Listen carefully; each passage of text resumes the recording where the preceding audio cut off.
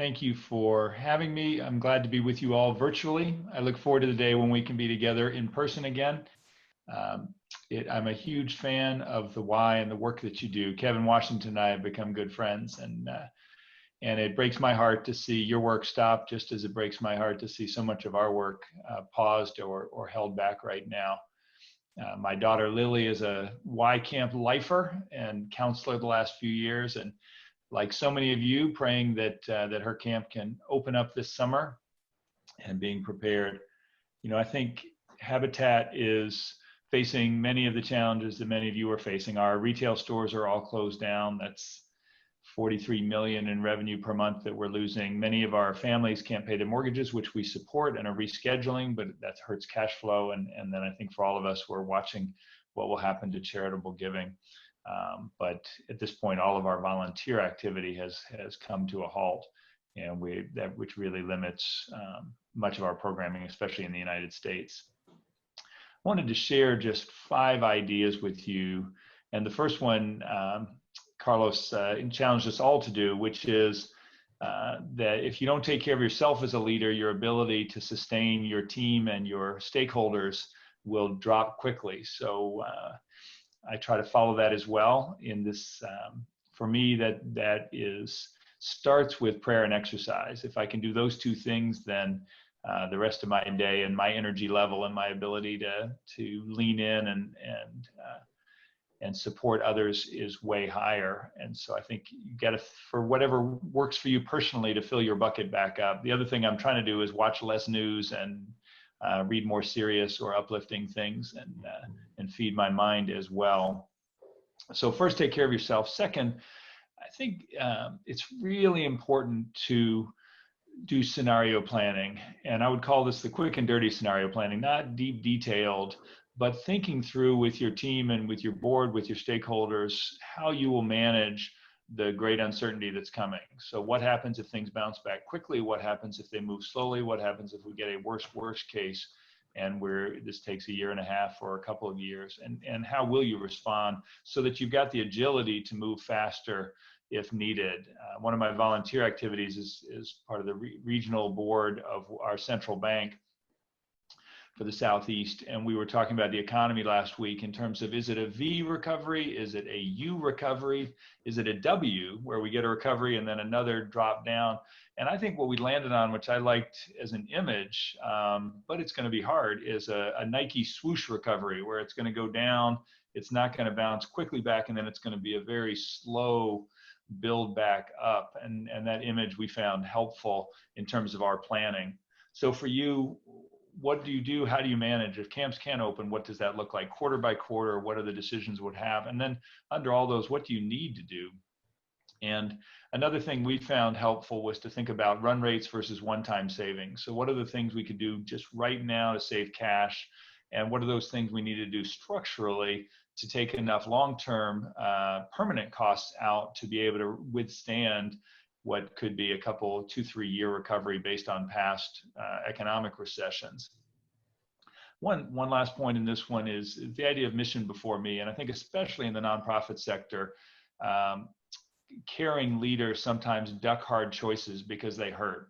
And I think this is one of those where you have to hold the duality of, I can feel personally sad and be clear that doing what's right for the mission comes ahead of my personal comfort, as painful as that sometimes is. So I would encourage you to pray as if God is going to take care of everything, but plan as if it's all on you and your team to figure this out under a range of scenarios. Third point is really all about trust. How do you bring your team, your board, your stakeholders, all those key people along with you? And I think this is another of those areas. I was reminded of my old business school professor before he became a guru, Jim Collins, who loved to talk about Admiral Jim Stockdale and what he called the Stockdale Paradox.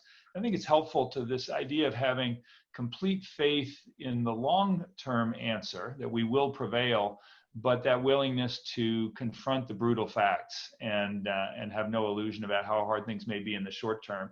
Those of you who aren't familiar, and particularly those outside the United States, Admiral Jim Stockdale was the highest ranking US military officer who was in the Hanoi Hilton during the Vietnam War. He spent 8 years and was tortured regularly. a man of extraordinary personal courage. He actually disfigured himself so he couldn't be used for propaganda by the Vietnamese.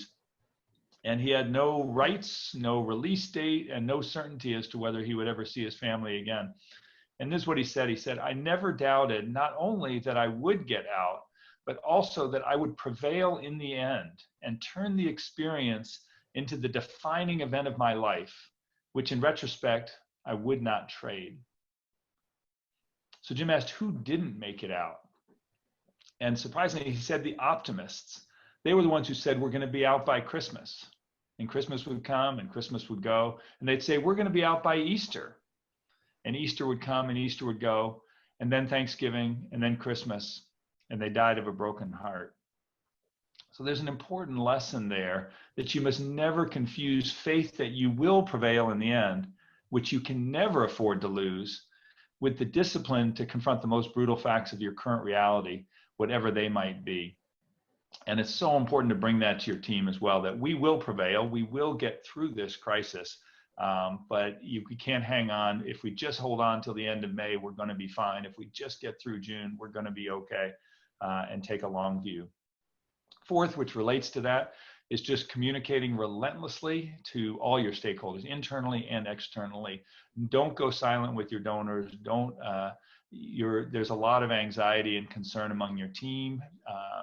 You can be very honest, but just be in regular touch about what you are doing, what we can control, the things we can choose, and how we are responding and the actions we are taking. I found it helpful to think about this the way, and I know many of you have faced natural disasters or man-made disasters around the world. There's a relief phase and then the recovery phase.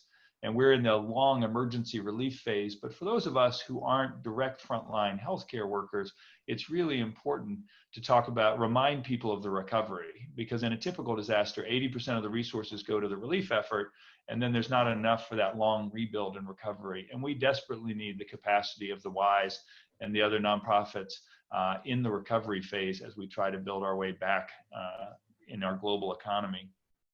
So we are developing a global campaign that all of our country and affiliates can use.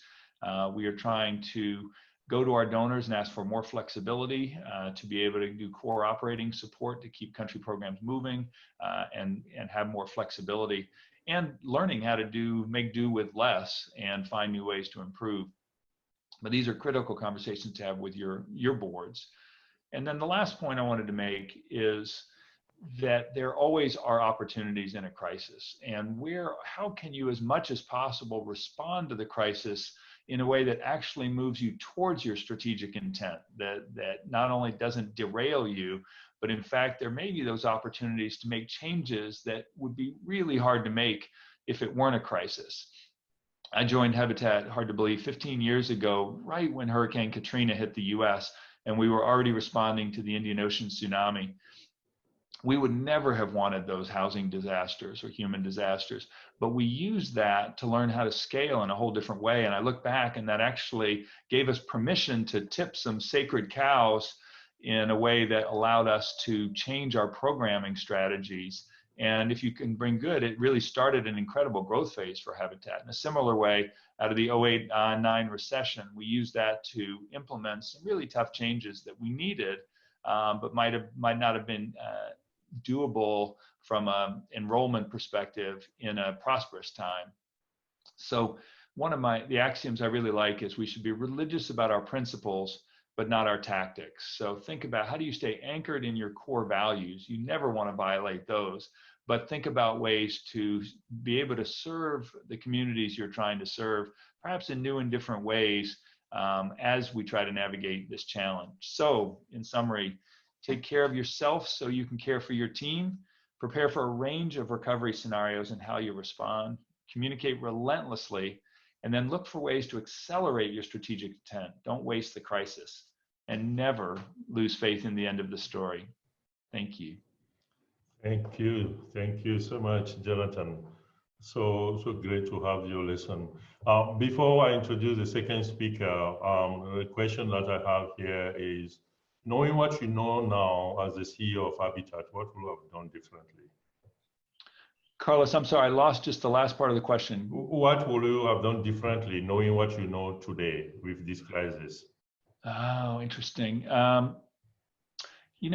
I think in some ways we waited a little while to get a better gauge on some of the financial planning. We wanted to have enough analysis. Maybe we could have moved slightly faster, but I don't really regret that. I do think um, knowing what we now know, we would have started setting expectations sooner that this was going to be a long, slow, potentially recovery, that this wasn't going to be a snapback. I think when it first began, we thought it was maybe more of a regional crisis in Asia and didn't expect it to become a full-out global crisis. And therefore, we could have we could have prepared the network a little bit faster if had we realized how fast it was going to take over the world. So the first question I have will be for Jonathan, is from Ed again. How will the new normal of social distancing influence the world of Habitat of Humanity in projects around the world? Thank you for the question. It's having a massive impact now, and the challenge for us, I think, much like for many of you, is when and how quickly can we safely resume work. Now, much of our work is done really in the community, with the community helping itself and our providing resources and supporting people to improve their own shelter. That work can happen faster, but we still will need new safety approaches and ways for people to do it. Much construction work can be done safely. I think the big structural question for us will be the volunteer engagement. We have a couple of million volunteers a year, and how soon people will want to volunteer and when would they will feel safe volunteering. And that becomes a funding issue for us, which is in a way a big concern, because a lot of our volunteers then give, a lot of our corporate donations come alongside volunteering. So we're very worried about the resource side, in some ways more than getting the construction done. Because for us, volunteerism is more about social change than about the physical construction, though the great majority of our construction work could still happen globally and self-improvement. So we are looking at a slow ramp up. The other one for us, like you, is we run about 1,000 habitat restores, and they're all closed right now. And we're looking at when could we open, but then when will shoppers want to come back? We probably would open with limited hours, with fewer shoppers in the store at any given time, change some of the protocols, which we've already done around safety and sanitation for the product donations and how we collect and receive donations.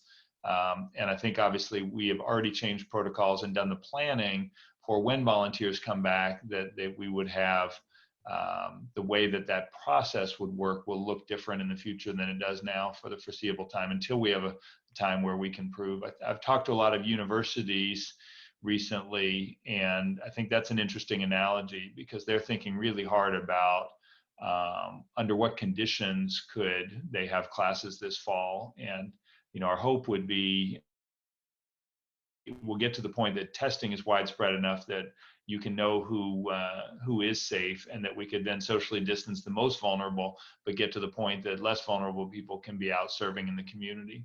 Tell us, how do you bring God to your boardroom, and how do you bring hope and inspiration to your banker or your builders? How do you manage these two? I think it is so critically important, and the tricky part is to be authentic. And it goes a little back to what I was trying to say before, which is that deep faith and confidence in our long-term future, but not glossing over or pretending we're not in a crisis, and so that it becomes authentic. I agree with Barbara completely. Storytelling, I think, is really important. We need to help people stay deeply connected to the mission. So telling stories from the field of what people are doing in a very practical way, lifting up and telling stories of colleagues who are doing great things. We have a virtual intranet we call You Nailed It, where people can catch their colleagues around the world doing great things, and we highlight the people who are exemplifying our values and tell those stories. And then think about resilience. Not only do we need to take care of our own resilience, but different people will have different levels of resilience. We need to foster resilience and look for ways to bolster it.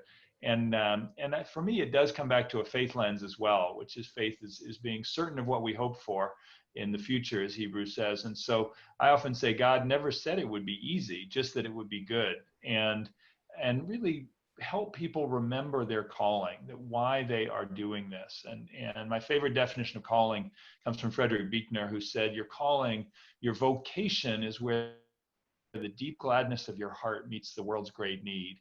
And so this is one of those times where joy isn't about daily circumstance. It's about being connected to something that really matters. All of you are doing something that really matters, and matters more than ever right now. So we need to hold on to that in the midst of the tough circumstances and let that help us get over the anxiety and the fear and all the absolutely natural emotions that are coming at us, so that we can be resilient and persevere through this, and keep remembering that we are going to get through it. It's just going to be, it doesn't mean it'll be easy. Jonathan, what are your keywords you will leave us with? I would just say to each one of you, thank you. What you do does really matter. This is hard, but we will get through it. And think about how, I think as Raj said so nicely, how can you think about reimagining your work to continue to serve the communities that need you more than ever?